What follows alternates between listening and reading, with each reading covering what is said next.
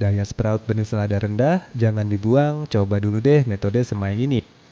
Belakangan ini permintaan selada makin tinggi. Masalahnya, benih selada murah yang kualitasnya masih bagus sekarang makin susah dicari. Saya juga sempat ngalamin hal yang sama. Sudah semai berkali-kali, tapi banyak benih yang nggak tumbuh, tumbuh setengah, bahkan ada yang sama sekali nggak muncul. Awalnya saya pikir benihnya memang sudah jelek dan hampir saja saya buang semuanya. Tapi karena masih penasaran, saya coba beberapa metode semai secara iseng. Dan ternyata ada satu metode sederhana yang hasilnya lumayan bikin kaget.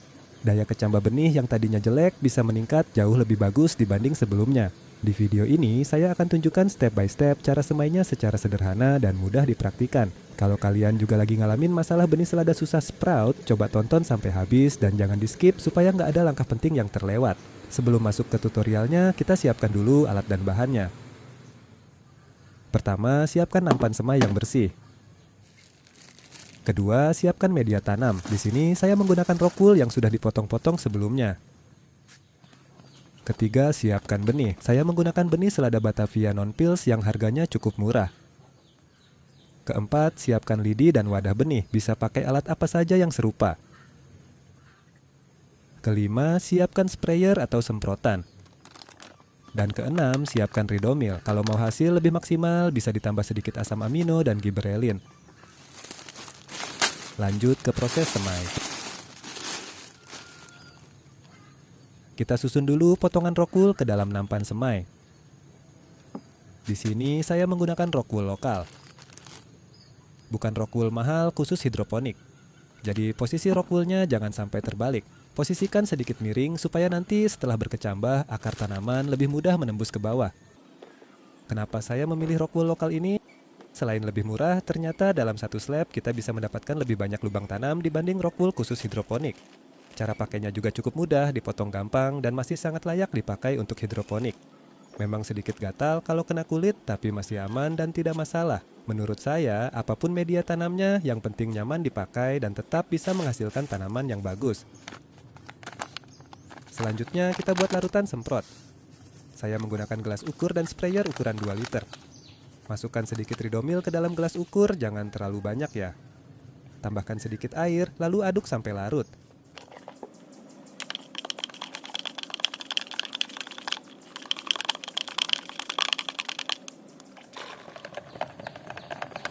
Setelah itu tambahkan lagi air sampai volume 2 liter.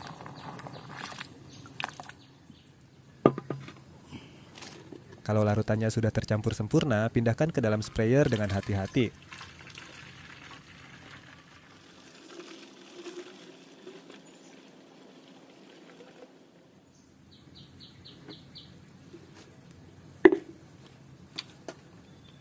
Setelah penuh, tutup rapat lalu pompa secukupnya.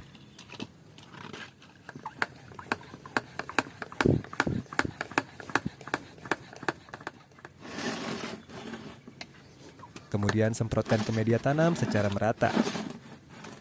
Tapi ingat, jangan terlalu basah atau terlalu becek.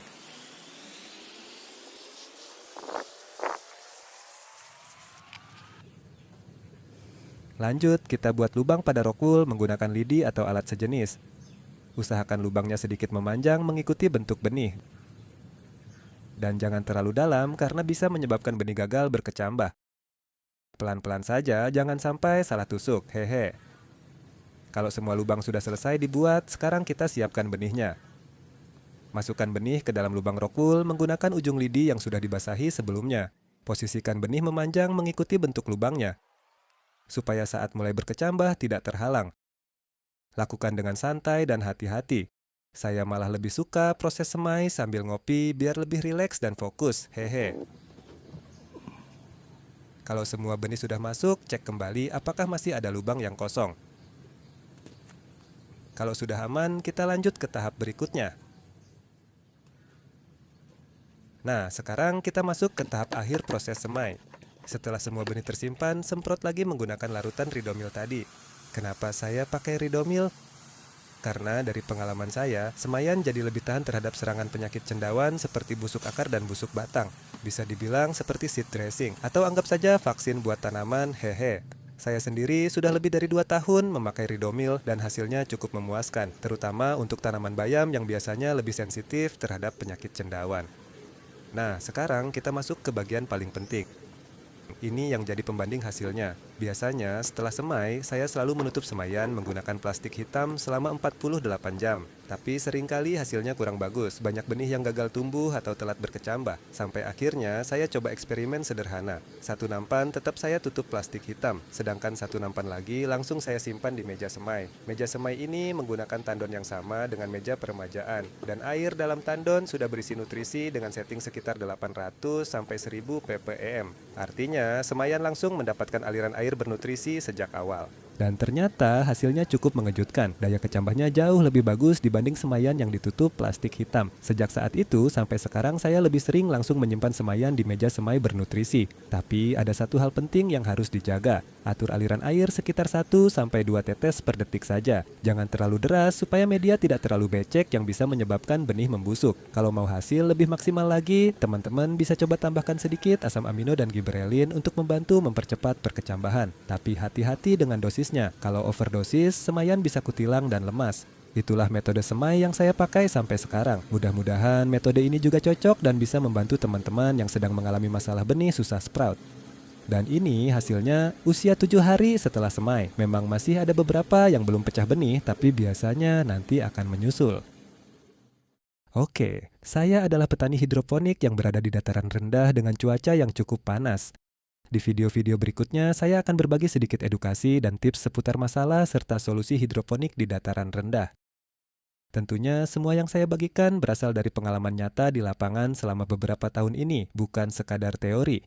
Jadi kalau teman-teman tertarik dengan pembahasan selanjutnya, boleh subscribe dulu dan nyalakan lonceng notifikasinya. Selamat mencoba, semoga berhasil.